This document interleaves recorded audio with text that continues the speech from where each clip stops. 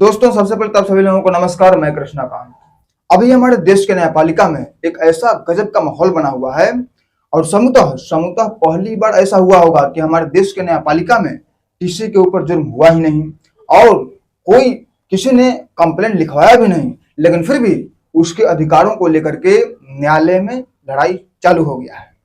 और ये तब हुआ है कि जब बिहार में विधानसभा का चुनाव होने वाला है, तो इसमें जो निर्वाचन आयोग है उसके द्वारा SIR मतलब कि स्पेशल इंटेंसिव रिवीजन के तहत 3,66,000 लोगों का नाम काट दिया गया है। और जब इतने नामों को काटा गया है तो इसको लेकर के सब के सब न्यायालय में गए और न्यायालय में इस बात की चर्चा चल रही है कि इन सभी लोगों का नाम क्यों काटा गया है। और निर्वाचन आयोग की तरफ से ये कहा गया है कि अभी तक किसी ने कंप्लेंट नहीं किया है, मतलब अभी तक कोई कंप्लेंट नहीं आया है। अब ये जानकर हमें बहुत अच्छा लगा कि अभी तक किसी ने कंप्लेंट नहीं किया है कि मेरा नाम कट गया है, लेकिन फिर भी इसको लेकर के लड़ाई चालू है। और इस पर सुप्रीम कोर्ट का जो काम करने का जो तरीका है, जो उसने इस काम करने में जो फुर्ती दिखा रहा है, जो एक्टिव है इस पर, वो देखकर हमें और अच्छा लगा, बहुत अच्छा लगा कि सुप्रीम कोर्ट इस मामले में एकदम कड़ा है और एकदम एक्टिव होकर काम कर रहा है।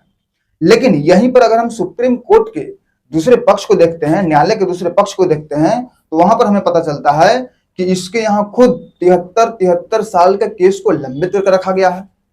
40 साल, 50 साल, 55 साल, 60 साल, 35 साल, 30 साल के केस को लंबित करके रखा गया है, लेकिन इसको लेकर के सुनवाई नहीं किया जा रहा है। तो दोस्तों, इस मामले में पूरी बात करूंगा। तो सबसे पहले हम लोग समझ लेते हैं कि अभी हालिया मामला क्या है, और जब इस मामले को आप समझ जाएंगे तो आप बहुत अच्छे तरीके से समझ जाएंगे। पूरा का पूरा मामला आप बहुत अच्छे तरीके से समझ जाएंगे और भारतीय संविधान की, भारतीय न्यायपालिका की और भारतीय निर्वाचन आयोग की बहुत सारी जानकारी प्राप्त हो। तो हुआ क्या कि अभी बिहार में विधानसभा का जो चुनाव होने वाला है, तो उसका तारीख निर्वाचन आयोग के द्वारा तय कर दिया गया है। चुनाव 2 चरण में होगा, पहला 6 नवंबर 2025 को और दूसरा 11 नवंबर 2025 को, और 14 नवंबर 2025 को उसका फाइनल रिजल्ट आ जाएगा। अब निर्वाचन आयोग के द्वारा तो तारीख तय कर दिया गया, लेकिन उसके बाद में क्या हुआ कि निर्वाचन आयोग के द्वारा जो 3,66,000 लोगों का जो नाम काटा गया है, तो इसको लेकर के सबके सब लोग चले गए न्यायालय में, कोर्ट में चले गए इस मामला को लेकर के। हो सकता है जिनका नाम कटा हो, या हो सकता है कि ऐसे लोगों का नाम कटा हो जिनके बारे में जानकारी ना हो, या फिर जो निर्वाचन आयोग है वो इसकी जानकारी न दिया हो। अब चूंकि मामला कोर्ट में गया, और जब सुप्रीम कोर्ट में मामला गया तो जाहिर सी बात है कि वहां पर जज भी होंगे, वकील भी होंगे। तो इसकी फैसला करने के लिए, क्योंकि बिना जज और वकील के तो फैसला होगा नहीं, तो इसकी फैसला करने के लिए 2 जजों की खंडपीठ बैठी, जिसमें एक जज थे जस्टिस सूर्यकांत और दूसरे जज थे जस्टिस जोयमाला बागची। इन दोनों जजों ने मिलकर उसका फैसला किया। और आप लोगों को बता दूं कि जो याचिका करता है उनकी तरफ से 2 वकील थे, और वो 2 नामी वकील थे। एक का नाम प्रशांत भूषण और दूसरे का नाम अभिषेक मनु सिंघनी। ये 2 याचिकाकर्ता की ओर से, मतलब निर्वाचन आयोग के विरोध में ये दोनों वकील थे। और जाहिर सी बात है कि निर्वाचन आयोग की तरफ से भी वकील होंगे। उनका नाम था राकेश द्विवेदी जी थे, जो निर्वाचन आयोग की तरफ से वकील थे। तो जब मामले की सुनवाई हुआ, तो याचिकाकर्ता की ओर से जो दोनों वकील थे उनके द्वारा यह आरोप लगाया गया कि निर्वाचन आयोग के द्वारा जो 3,66,000 जो लोगों का नाम काटा है, तो उसकी सूचना दी ही नहीं। और यह भी आरोप लगाया गया कि जो निर्वाचन आयोग के द्वारा जो 3,66,000 जो लोगों का नाम काटा गया, उसका लिस्ट जारी नहीं किया गया। अब जब मामले की सुनवाई हुई, तो मामले की सुनवाई करते हुए प्रशांत भूषण, जो कि सुप्रीम कोर्ट के वकील हैं, जो कि याचिकाकर्ता की ओर से, मतलब कि निर्वाचन आयोग के विरोध में निर्वाचन आयोग पर आरोप लगाते हुए बोले कि इसमें बहुत बड़ी संख्या में महिलाओं के, मुसलमानों के और अन्य वर्गों के नाम कटा है। अब मैं कहता हूं कि प्रशांत भूषण जी तो सुप्रीम कोर्ट के वकील हैं, और वकील बहुत बड़ा ज्ञानी होता है। तो मैं प्रशांत भूषण जी से पूछना चाहता हूं कि आप पहले ही खुद बोल रहे थे कि निर्वाचन आयोग के द्वारा जो 3,66,000 लोगों का जो नाम काटा गया है, तो उसमें किनका किनका नाम कटा है, किसका किसका नाम कटा है, पता ही नहीं चल रहा है। और फिर आप ये बात बोलते हैं कि इसमें बहुत बड़ी संख्या में महिलाओं के, मुसलमानों के और फिर अन्य वर्ग के लोगों के नाम काटा गया है। तो मुझे आप समझा सकते हैं, मुझे आप बता सकते हैं कि ये जानकारी आपको किस डाटा के आधार पर प्राप्त हुआ है? आप हमें समझाइए ताकि मैं अपने व्यूअर्स को बता सकूं। लेकिन मुझे पता है कि वो नहीं बताने वाले हैं। और फिर उसके बाद में निर्वाचन आयोग की तरफ से जो वकील थे राकेश द्विवेदी जी, उनकी तरफ से ये कहा गया है कि जिनका जिनका भी नाम काटा गया है उन सभी का साइट पर अपलोड कर दिया गया है। और फिर उसके बाद में नाम कटने के बाद में जो फाइनल वोटर लिस्ट जारी होता है वो भी साइट पर, उसको भी साइट पर अपलोड कर दिया गया है। सभी लोग अपने आईडी नंबर से, आधार नंबर से अलग अलग तरीके से चेक कर सकते हैं कि किनका वोटर आईडी परफेक्ट है और किनका वोटर आईडी कार्ड परफेक्ट नहीं है। और ये पूरे बिहार के लोगों के सामने रख दिया गया और पहले से भी प्रचार प्रसार किया गया और बीएलओ अधिकारियों को घर घर भेजा गया, उनके द्वारा सूचना दिया गया और बाकायदा उनका नाम लेकर कलेक्शन किया गया। और अभी भी घर घर जाकर ऑनलाइन और हर तरीके से निर्वाचन आयोग के द्वारा इस बात की सूचना दी जा रही है कि आप अपने नाम को चेक कर लीजिए कि आपका नाम है या कटा हुआ है। तो अभी तक एक भी ऐसा कंप्लेंट नहीं आया है कि किसी का नाम कटा हो। तो कंप्लेंट आया नहीं, कोई कंप्लेंट किया नहीं, तो कंप्लेंट लेने का क्या मैटर बनता है। और जजों की ओर से निर्वाचन आयोग को यह कहा गया है कि गुरुवार तक आप जिनका जिनका भी नाम कटा है उसका हमें लिस्ट तैयार करके दीजिए और अगर कोई आता है तो उसका हम फैसला करेंगे और उसी दिन इस मामले की सुनवाई करेंगे। अब बहुत ही धुरंधर वकील, बहुत ज्ञानी वकील, जिनकी की लाखों में फीस है, जिनका नाम है अभिषेक मनु सिंघवी, उनकी तरफ से यह कहा गया है, उनका बयान है कि आप कोई व्यक्ति कंप्लेंट करने तब तो आएगा जब उसको पता चलेगा कि मेरा नाम कटा है। मतलब जिनका पता चलेगा कि हाँ मेरा नाम कटा है तब तो कंप्लेंट करने आएगा। हालांकि उनकी बातों में दम है। लेकिन मैं कहना चाहता हूं कि आजकल के सोशल मीडिया के युग में किसको पता नहीं होगा, सब चेक कर ले रहे हैं ऑनलाइन। और बच्चा भी ये बात जानते हैं कि निर्वाचन आयोग के द्वारा SIR स्पेशल इंटेंसिव रिवीजन के तहत नाम जोड़ रहे थे और कट रहे थे। और बच्चों को बात पता है कि किस तरीके से चेक करना है। हाँ, ये हो सकता है कोई बुजुर्ग होंगे या बहुत सारे अभी जवान भी हैं जो कि स्मार्टफोन का इस्तेमाल नहीं करते हैं, लेकिन फिर भी अगल बगल से अपने रिश्तेदारों से वो चेक करवा ले रहे हैं। तो अगर कोई भी ऐसा मामला आता तो पता चल जाता। तो अब क्या वो तर्क देते हैं वही जाने और जज साहब जाने। मतलब कि अभी तक कोई कंप्लेंट नहीं किया है, कंप्लेंट नहीं आया है, लेकिन फिर भी उसकी बात को सुन लेते हैं सुप्रीम कोर्ट के जजेस। अब जरा इसके दूसरे फेज को देखिए। आपको पता होगा कि हमारे देश के मुख्य न्यायाधीश जस्टिस BR गवई साहब हैं। तो उनके पास में एक मामला गया, एक मैटर गया, और वो मामला यह था कि खजुराहो में एक मंदिर है जो कि ASI के अंतर्गत आता है और उस मंदिर में प्राचीन मूर्तियां हैं और उसमें ऐसा नियम है कि किसी भी प्राचीन मूर्ति को रिपेयरिंग नहीं किया जाएगा। तो उस मंदिर में एक श्री हरि नारायण का मूर्ति है जो कि खंडित है, जिनका कि सिर नहीं है। तो एक श्री हरि नारायण के बहुत बड़े भक्त इस मामला को लेकर के, इस मैटर को लेकर के सुप्रीम कोर्ट में आए कि सुप्रीम कोर्ट अगर आदेश देगी तो उस मूर्ति को ठीक कर दिया जाएगा, उस मूर्ति के सर को जोड़ दिया जाएगा। तो और इस मामले की सुनवाई खुद chief justice of India BR Gavai साहब कर रहे थे। तो उन्होंने ये साफ साफ कहा कि देखिए ASI एक सरकारी संस्था है और उनके कामकाज में हम क्या बोले, वो एक प्रक्रिया के तहत होता है। ठीक है, आपकी बात को मान लिया गया, लेकिन मैं कहना चाहता हूं कि निर्वाचन आयोग भी तो एक सरकारी संस्था है और सरकारी संस्था ही नहीं है, एक संवैधानिक संस्था भी है। दोस्तों, सबसे पहले मैं आप लोगों को बता दूं कि हमारे देश में दो टाइप की संस्थाएं काम करती हैं, एक संवैधानिक संस्था और दूसरा गैर संवैधानिक संस्था। संवैधानिक संस्था उसे कहते हैं कि उसका हमारे भारतीय संविधान में अनुच्छेद 22 वर्णन होता है। जैसे कि हमारे देश के सर्वोच्च न्यायालय हो गया, उच्च न्यायालय हो गया, ये सब संवैधानिक संस्था है, क्योंकि भारतीय संविधान के अनुच्छेद 124 से सर्वोच्च न्यायालय का जिक्र चालू होता है और फिर उसके बाद में अलग अलग धाराओं में उच्च न्यायालय और अधीनस्थ न्यायालय का भी जिक्र है। तो इसीलिए ये सब संवैधानिक संस्था है। अब उसी तरीके से प्रधानमंत्री का पद, राष्ट्रपति का पद, ये सब के सब क्या है, एक संवैधानिक संस्था है, क्योंकि इन सभी का भी वर्णन हमारे भारतीय संविधान के अलग अलग अनुच्छेद पर जिसका वर्णन है।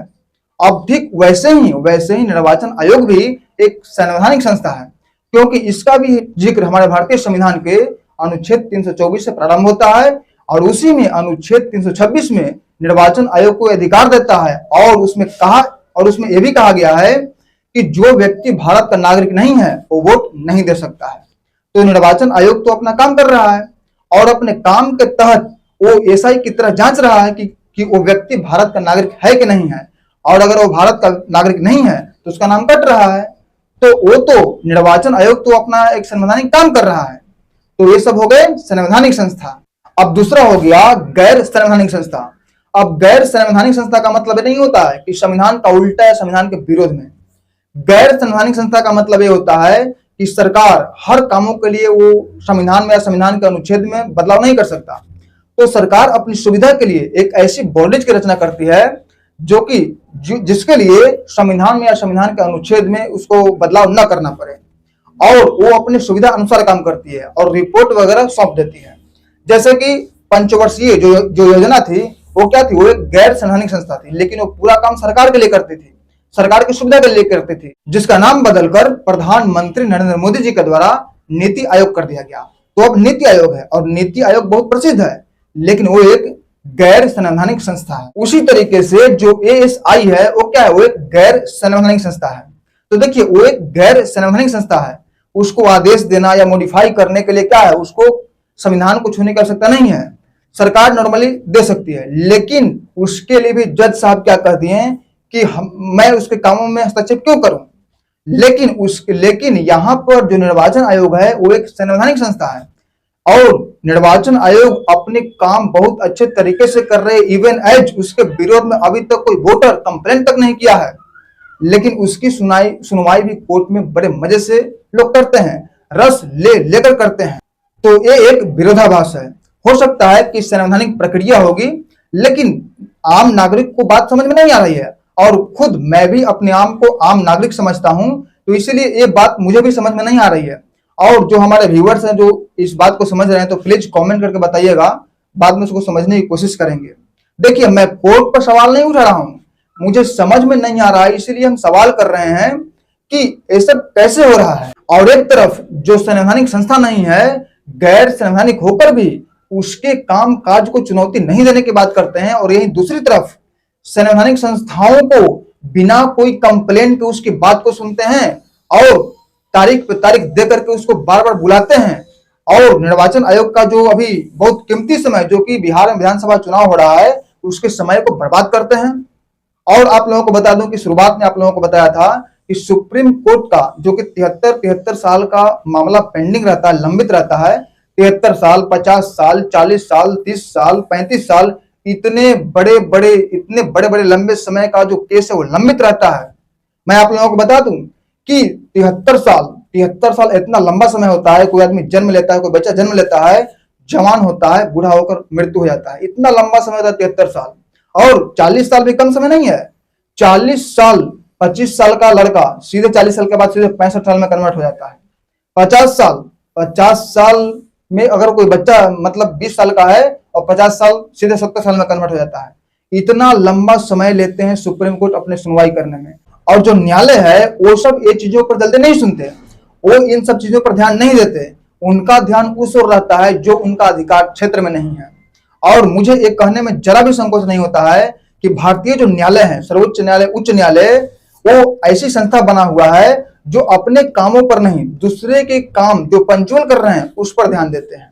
और अभी सर्वोच्च न्यायालय, उच्च न्यायालय एक ऐसा स्टूडेंट की तरह हो गए हैं जो अपना होमवर्क पूरा नहीं करते और दूसरे की होमवर्क चेक करते रहते हैं। और वो कहते हैं कि हमें तो परमिशन मिला है होमवर्क चेक करने का। सबसे पहली बात आप लोग जान लीजिए कि संविधान सभी संस्थाओं को बराबर अधिकार दिया है, किसी को कम या ज्यादा नहीं। संविधान के किसी भी अनुच्छेद में ये नहीं कहा गया है कि सुप्रीम कोर्ट सबसे ऊंचा है, और निर्वाचन आयोग और कार्यपालिका सुप्रीम कोर्ट के हमेशा अधीन में काम करेगी। सबका अपना अपना अलग अलग काम है। और आप सब जान लीजिए कि सुप्रीम कोर्ट के जजेस को हटाने की जो प्रक्रिया है, वही प्रक्रिया निर्वाचन आयोग के मुख्य आयुक्त को हटाने की प्रक्रिया है, जो कि अभी निर्वाचन आयोग के मुख्य आयुक्त हैं ज्ञानेश कुमार। लेकिन निर्वाचन आयोग ऐसा नहीं करती।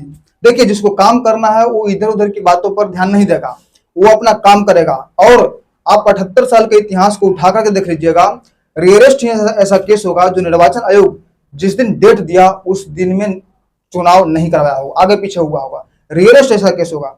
जैसे कि अभी देख लीजिए, बिहार में जो विधानसभा चुनाव होने वाला है, जो कि चुनाव 2 चरण में होगा, और उसका डेट तय कर दिया गया है निर्वाचन आयोग के द्वारा, जो कि 2 चरण में चुनाव होगा, एक 6 नवंबर, दूसरा 11 नवंबर, और उसके बाद में 14 नवंबर को रिजल्ट देगा। तो जिस दिन वो तारीख तय किया, जिस दिन वो डेट दिया निर्वाचन आयोग के द्वारा दिया गया, दम उसी दिन एकदम आगे पीछे नहीं होगा, एकदम 6 तारीख को, 11 तारीख को चुनाव करवाएगा, उसके बाद 14 तारीख को रिजल्ट देगा ही देगा। और जो व्यक्ति अपने काम से इतर काम करेगा, वो इधर उधर की बातें सुनेगा, टाइम पास करेगा।